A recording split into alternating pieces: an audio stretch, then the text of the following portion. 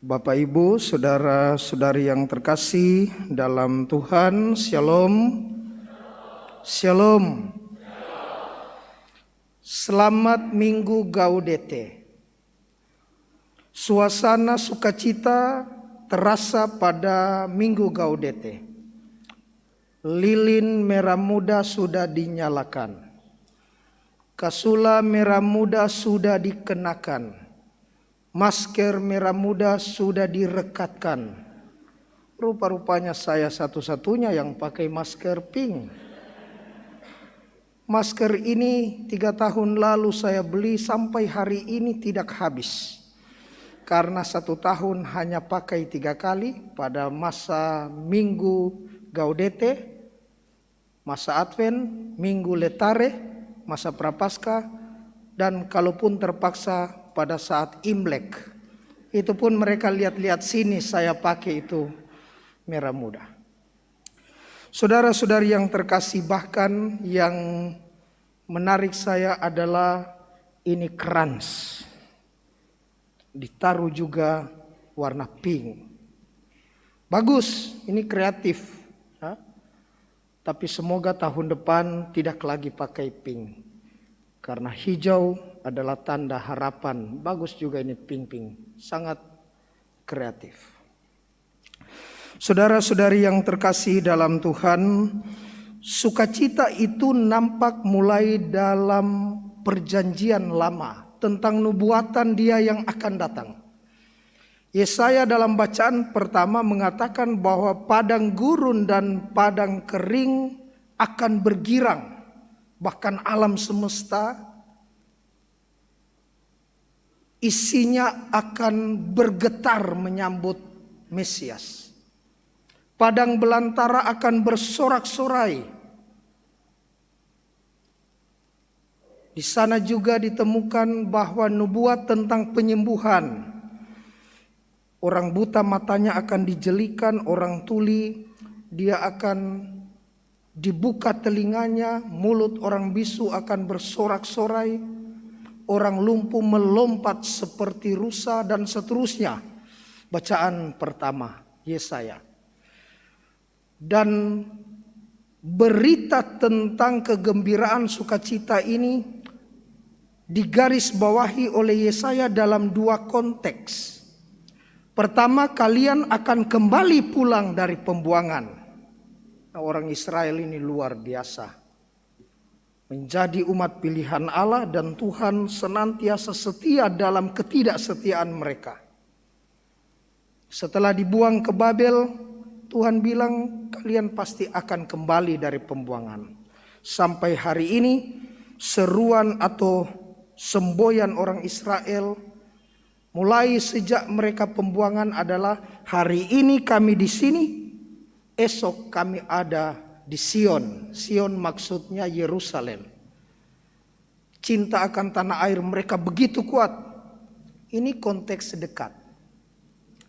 Tetapi yang dimaksudkan adalah konteks yang lebih jauh, yakni kedatangan Tuhan, kedatangan Mesias yang dinubuatkan oleh para nabi jauh sebelum Yesaya. Dalam Injil ada nabi yang terakhir. Bahkan Yesus mengatakan dia lebih daripada nabi. Siapa itu? Yohanes Pembaptis. Dialah suara yang dikatakan oleh Yesaya yang berseru di padang gurun. Nah, itu dia sudah. Ketika para murid disuruh oleh Yohanes, kalian pergi tanya orang itu apakah dia yang dinantikan. Pergi para murid. Disuruh kami oleh guru bertanya, engkaukah yang dinantikan atau kami harus menanti yang lain? Seperti biasa Yesus tidak pernah menjawab ya, tidak pernah menjawab tidak. Seperti biasanya Yesus selalu menanggapi pertanyaan dengan sebuah penjelasan ataupun perumpamaan. Supaya orang menemukan hakikat kebenaran dari pertanyaannya melalui penjelasan Yesus yang tidak secara langsung itu.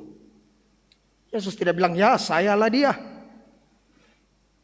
lembar-lembar Injil membuktikan bahwa Yesus selalu memberikan tanggapan terhadap pertanyaan, bukan pertama-tama jawaban, tapi tanggapan.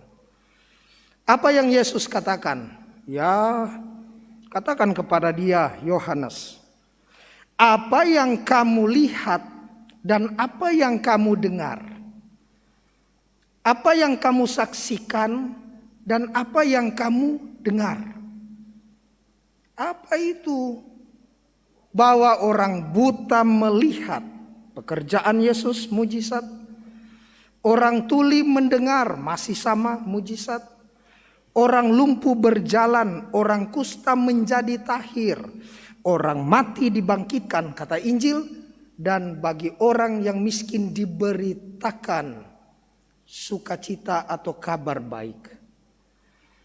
Bapak Ibu saudara-saudari yang terkasih, menarik setelah murid Yohanes pergi, Injil mencatat tadi, mulailah Yesus berbicara tentang Yohanes.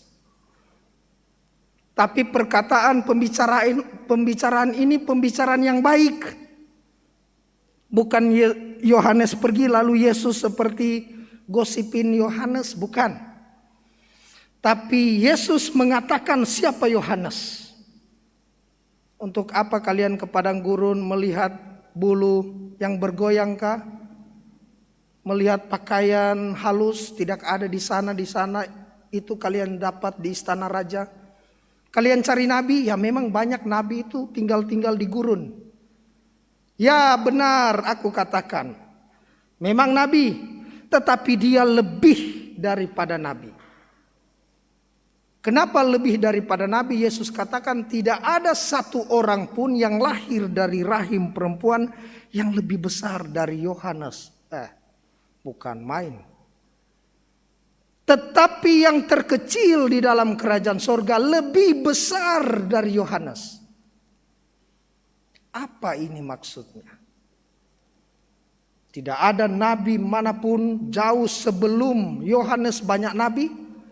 Tetapi yang paling besar itu yang lahir dari rahim perempuan Yohanes Pembaptis. Tetapi yang ada di surga yang paling kecil lebih besar daripada Yohanes Pembaptis. Saudara-saudari yang terkasih dalam Tuhan, mengapa Yohanes Pembaptis itu terbesar? Karena dialah yang paling dekat mempersiapkan jalan untuk Tuhan. Paling dekat dan dia adalah yang terakhir. Tetapi yang di sorga yang terkecil mengapa lebih besar daripada Yohanes? Karena yang ada di sorga meskipun yang paling kecil, dialah yang bukan saja mencari jalan tetapi sudah berjumpa dengan sang jalan itu. Apa yang perlu dan seharusnya menjadi sikap iman kita dalam Minggu Advent yang ketiga ini? Yakobus memberi 3 saran inspiratif. Yang pertama, bersabarlah. Yang kedua, berhentilah. Yang ketiga, turutilah. Bersabarlah dan teguhkanlah hatimu, kata Yakobus dalam bacaan kedua. Seperti seorang petani yang menanam dan menanti hujan turun untuk membasahi tanah pada musim semi dan musim hujan. Apakah kita juga dalam hari-hari Advent ini tidak saja sabar kapan tanggal 24 supaya pasang lilin, nyalakan itu lampu-lampu yang sudah dibeli dengan diskon yang luar biasa, taruh di pagar, taruh di pohon. Bukan ini. Tetapi bersabar dalam keteguhan hati. Masa-masa ini adalah masa pemulihan. Banyak perekonomian yang juga mulai bangkit tetapi tidak gampang. Yang sedikit banyak menyentuh dan sedikit banyak tidak jarang memukul setiap keputusan kita mau lanjut atau tidak. Dalam beberapa kesempatan, dalam beberapa pembicaraan ini terungkap secara lepas dalam sharing-sharing dengan beberapa umat. Memang tidak gampang. Yang kedua adalah berhentilah. Berhenti untuk apa? Yakobus katakan, berhentilah untuk bersungut-sungut. Dan jangan saling menyalahkan, kata Yakobus, bukan kata Pastor Simon. Berhenti bersungut-sungut. Kalau memang yang ada itu ya sudah kita ambil. Yang ada itu ya sudah kita terima. Yang ada itu, kesempatan itu ya sudah kita manfaatkan. Makanan ya sudah kita makan. Berhentilah bersungut-sungut. Dan jangan saling menyalahkan. Orang itu gampang untuk melihat orang lain punya kesalahan. Tetapi sulit melihat orang lain punya kebaikan. Dan dia memantul secara menyilang kepada kita. Saya lihat kau ini banyak salah. Tetapi memantul kemari untuk kesalahan saya tidak bisa lihat. Saya tidak bisa lihat kau punya kebaikan, tetapi memantul secara diagonal ke arah saya gampang melihat saya punya kebaikan. Tapi begitu kesalahan tidak gampang. Yang lebih gampang adalah itu toh saya sudah bilang, jangan kusiapkan lilin itu. Akhirnya apa?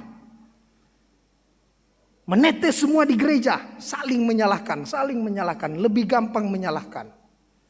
Berhenti bersungut-sungut, kata Yakobus, dan saling menyalahkan. Yang terakhir, turutilah penderitaan para nabi yang sudah bermartiria, memberikan kesaksian pengorbanan. Banyak hal yang perlu kita lakukan dalam mentalitas sikap berkorban. Berkorban waktu, berkorban tenaga, berkorban pikiran, berkorban banyak hal untuk pelayanan Tuhan adalah salah satu cara meneladani sikap kemartiran para nabi. Zaman kita, zaman roh dan kebenaran ini adalah zaman yang sudah luar biasa. Zaman para nabi adalah zaman yang berjalan dengan salib yang besar, penderitaan, penyiksaan yang luar biasa. Kita tinggal meneladani dan menuruti apa yang sudah mereka mulai dan sekarang ini kita lanjutkan. Saudara-saudari yang terkasih dalam Tuhan, semoga warta sukacita kegembiraan ini juga pada akhirnya memberikan kepada kita satu semangat melalui pekan Advent Gaudete ke depan, di mana hari Tuhan semakin dekat. Semoga demikian.